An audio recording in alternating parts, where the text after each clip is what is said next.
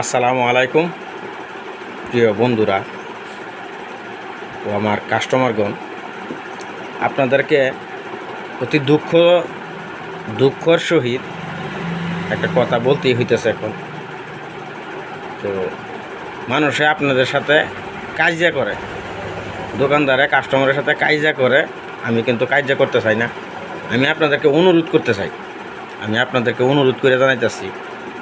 তো যারা যারা আমার দোকানতে বাকি খায়া আজকে বছর, 1.5 বছর, 2 বছর ধরে আমার দোকানে আসেন না, 2 দিনেই হোক আমার দোকানে আসেন না, অন্য দোকানে খান, আপনাদেরকে অনুরোধ করে বলছি, আপনারা আমার দোকানের বাকিটা ক্লিয়ার করে আপনারা কোথায় খান খান, আমার কোনো আপত্তি নাই।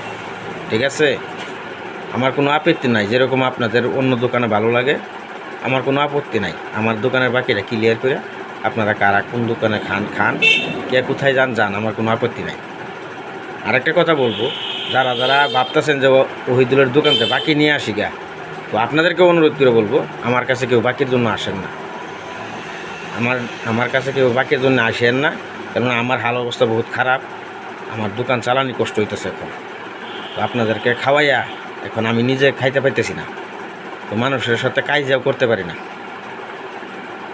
অন্য দোকানদাররা কালারও ধরতে পারে, আদর করে খাওয়াইতেও পারে, তো আমি সেটা করতে পারি না।